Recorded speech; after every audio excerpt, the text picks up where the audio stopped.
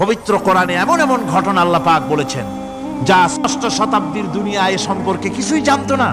অবশ্য কিছু কিছু ঘটনা ইহুদিদের কিতাবে অতিরঞ্জিত আকার এবং বিকৃত অবস্থায় এসেছে, কিন্তু কোরআনে কারীম দুনিয়ার মানুষকে আদম সৃষ্টি, নূহের বন্যা, তারপরে মুসা আলাইহিস সালাম ফেরাউনের ঘটনা, ইব্রাহিম আলাইহিস সালামের নমরুদের ঘটনা এবং ইউসুফ আলাইহিস সালামের কাহিনী সবগুলিকে সুন্দর করে কোরআন শরীফ উপস্থাপনা করেছে রাসূলের মাধ্যমে, যা পৃথিবীর ইতিহাসে কেউ জানতো না। সেগুলি আল্লাহ পাক জানাইছেন কিভাবে।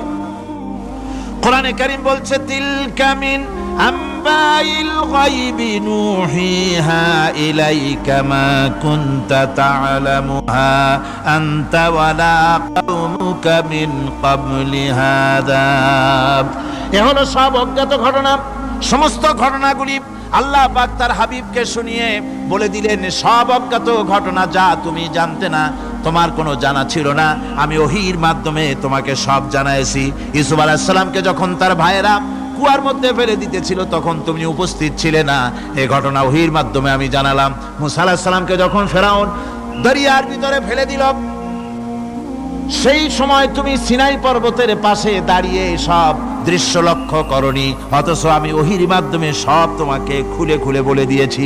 আল্লাহ পাক সমস্ত ঘটনাগুলিকে বলে বলে কোরআন শরীফের মধ্যে সব সাজিয়ে দিলেন, বলে দিলেন।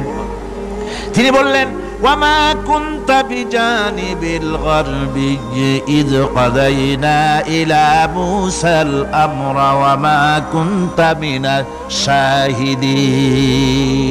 ফিরআউন যে মুসার সঙ্গে যে ব্যবহারটা করলো, এ সময় সেখানে তুমি উপস্থিত ছিলে না, আমি ওহীর মাধ্যমে তোমাকে তা জানিয়েছি।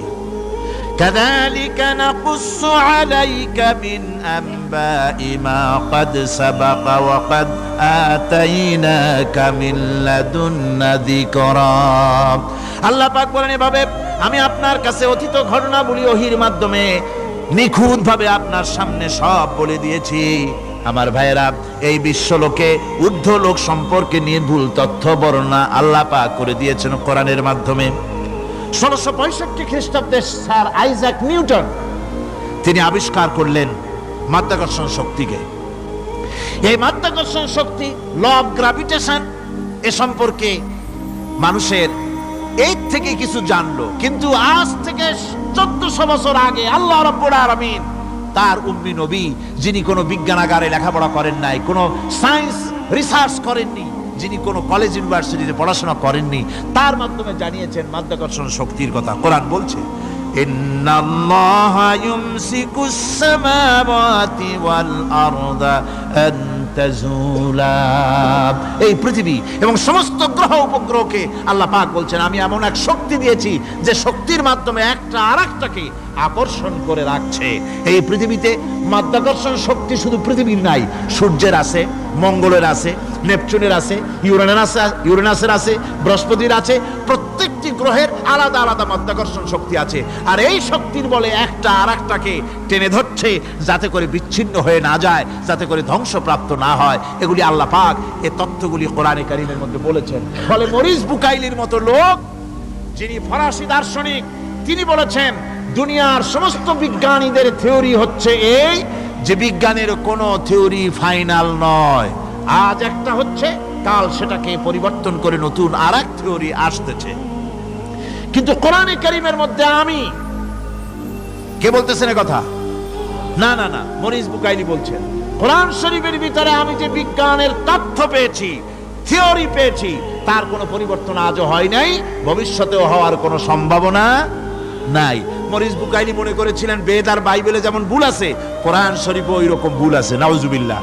সেই জন্য তিনি আরবি শিখলেন কোরআন বোঝার জন্য, ভুল ধরার জন্য। কোরআন শিখলেন কি জন্যে? ভুল ধরার জন্য। আর এমন শেখা শিখছেন, ওই আরবি শিক্ষা মানে আমাদের দেশের লোকদের মতো আনাকুম জানাকুম শেখে নাই, ভালো করেই শিখছে, ভালো করেই মুখস্থ করেছে, তার ভালো করে আরবি শিখেছেন, তারপরে কোরআন শরীফ পড়েছেন, তারপরে তিনি এ কোরআন পড়ে তেলাওয়াত করে বুঝে এরপরে তিনি বই লিখেছেন the Bible, the Quran and science. এই বইয়ের মধ্যে তিনি পরিষ্কার লিখেছেন, কোরআন পড়লাম, এর ভিতরে একটা নকতা দেওয়ার, একটা কলমের ফোঁটা দেওয়ার জায়গা কারো নাই। কোরআন নিঃসন্দেহে মহান স্রষ্টা আল্লাহ রাব্বুল আলামিনের মানুষের বানানো কিতাব, এটা হতে পারে না।